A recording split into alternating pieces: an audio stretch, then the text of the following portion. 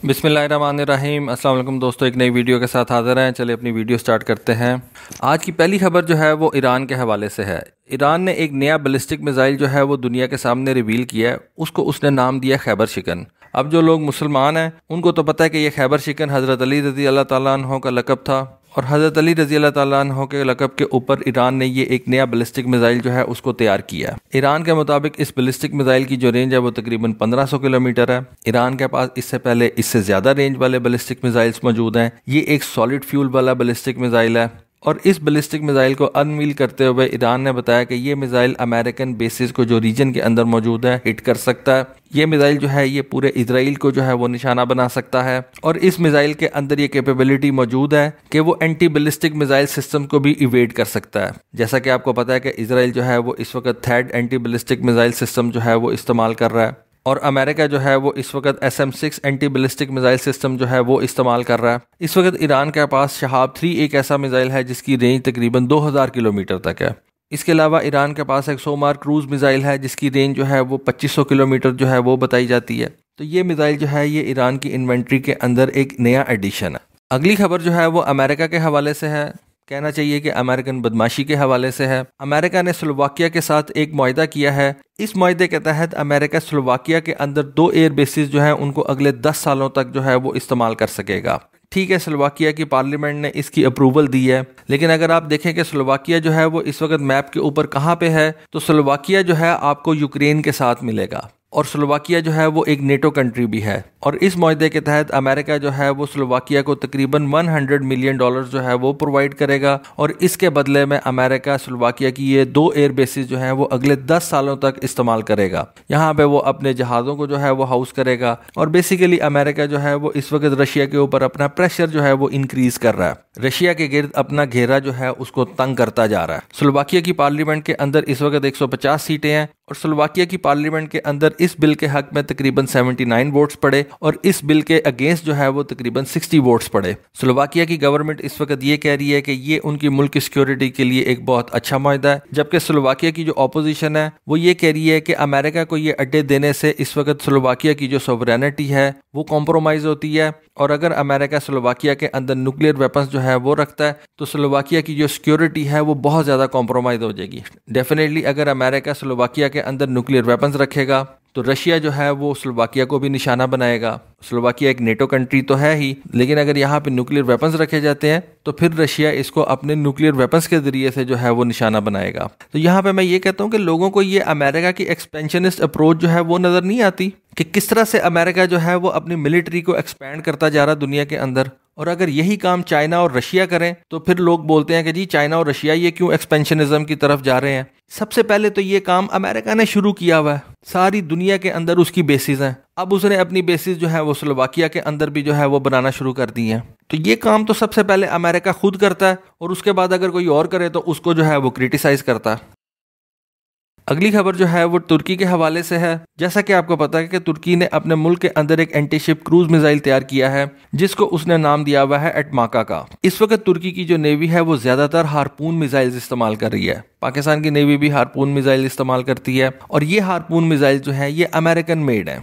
अगर आप मेरी वीडियोस को काफ़ी देर से फॉलो करते चले आ रहे हैं तो मैं आपको ये काफ़ी देर से बताता चला आ रहा हूँ कि तुर्की जो है वो इस वक्त अमेरिकन इन्फ्लुएंस से निकलना चाह रहा है, और वो अपनी डिफेंस इंडस्ट्रीज को इस तरह से डेवलप कर रहा है कि तुर्की जो है वो आने वाले वक्त के अंदर अमेरिकन इक्विपमेंट के ऊपर डिपेंडेंट ना रहे। वो अपना एक TFX जहाज जो है उसको तैयार कर रहा है। तुर्की अपनी सबमरीन जो है वो खुद से मॉडर्नाइज कर रहा है। अच्छी और एडवांस कॉर्वेट्स जो है तुर्की खुद से बना रहा है। तुर्की की आर्मर्ड पर्सनल कैरियर्स जो है वो इस वक्त दुनिया में बेस्ट समझी जाती हैं। तुर्की अपना एक आलते टैंक जो है वो भी डेवलप कर रहा है। तो इस तरह से तुर्की जो है वो अपना पूरा मिलिट्री इक्विपमेंट जो है वो खुद से तैयार कर रहा है, और वो आने वाले दिनों में अमेरिकन इक्विपमेंट से जान छुड़ाना चाह रहा है। जिस तरह कि अगर आप देखें तो इस वक्त पाकिस्तान भी अमेरिकन इक्विपमेंट से जो है वो जान छुड़ा रहा है। अब तुर्की की जो नेवी है वो एक बहुत बड़े नंबर के अंदर अमेरिकन हारपून मिसाइल इस्तेमाल कर रही है, और तुर्की का कहना यह है कि वो आने वाले 2 से 3 सालों के अंदर अपनी नेवी से 350 के करीब हारपून मिसाइल जो है उनको निकाल देगा, और उनको रिप्लेस करेगा अपने इन एटमैका एंटीशिप क्रूज मिसाइल से। इस एटमैका एंटीशिप क्रूज मिसाइल के बारे में कहा जाता है कि इसके अंदर हारपून्स वाले फीचर्स भी मौजूद हैं, और इस मिसाइल के अंदर फ्रांस के एग्जॉस्टेड मिसाइल वाले फीचर्स जो हैं वो भी मौजूद हैं।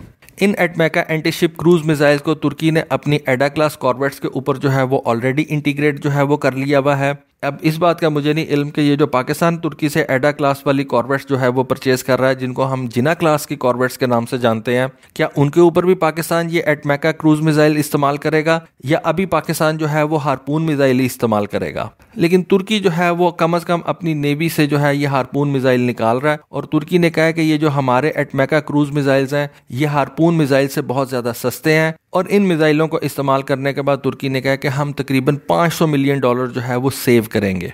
आज की अगली खबर जो है वो भी तुर्की के हवाले से है। तुर्की कतर की नेवी के लिए 2 लैंडिंग क्राफ्ट जो है उनको तैयार कर रहा है। अब यहाँ पे मुझे एक बात समझ में नहीं आती कि कतर जो है वो अपनी मिलिट्री के ऊपर इतना ज़्यादा स्पेंड क्यों कर रहा है। ठीक है, जब कतर के ताल्लुकात सऊदी अरेबिया और यूएई से थोड़े से ख़राब हुए थे तो उस वक्त उसने अपनी एयरफोर्स को जो है वो मॉडर्नाइज करना शुरू किया था। उस वक्त कतर ने F-15 जहाज़ परचेज़ किए, उस वक्त कतर ने जो है ये रफाल तैयारे परचेज़ किए, यूरोफाइटर जहाज़ जो है वो परचेज़ किए। लेकिन इवन देन मैं ये समझता हूँ कि ये जो लैंडिंग क्राफ्ट्स हैं ये कतर की नेवी किस तरह से जो है वो इस्तेमाल करेगी, क्योंकि ये एक ऑफेंसिव वेपन है और इन लैंडिंग क्राफ्ट्स को तो उस वक्त इस्तेमाल किया जाता है जब आपने किसी मुल्क के ऊपर इन्वेजन करनी हो। अब मुझे समझ नहीं आ रही कि कतर की नेवी ने किस मुल्क के ऊपर इन्वेजन करनी है, या फिर ये हो सकता है कि कतर की नेवी जो है वो इन जहाज़ों को सिर्फ अपनी ट्रांसपोर्ट के लिए इस्तेमाल करे।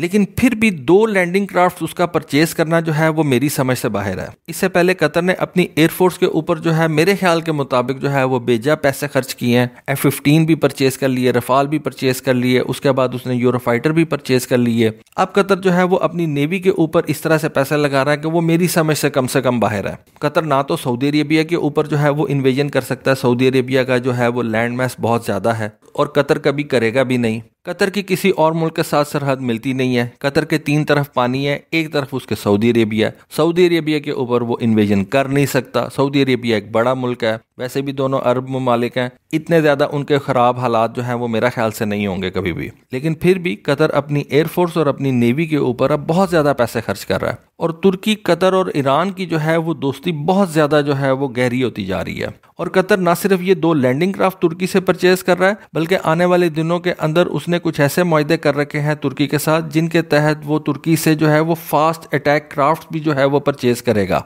उनकी तो मुझे समझ में आती है, ये छोटे छोटे शिप्स होते हैं, बहुत ज़्यादा बड़े नहीं होते, इनके ऊपर आप बहुत ज़्यादा बड़े वेपन्स जो है वो नहीं रख सकते, इनके ऊपर जो पर्सनल की तादाद होती है वो बहुत ज़्यादा नहीं आप रख सकते। इस तरह के छोटे छोटे वेपन्स की तो समझ में आती है कि तुर्की की नेवी जो है वो इस तरह के वेपन्स जो है वो अगर अपनी नेवी में इंडक्ट करता है तो ये बात तो समझी जा सकती है। लेकिन लैंडिंग क्राफ्ट रखने का क्या मकसद है, ये मेरी समझ से बाहर है। तो दोस्तों ये थी आज की इन्फॉर्मेशन, ये थी आज की वीडियो। होपफुली आपको पसंद आई होगी। कमेंट सेक्शन के अंदर अपनी राय से ज़रूर आगाह कीजिएगा। आज के लिए बस इतना ही। Thank you. अल्लाह हाफिज़।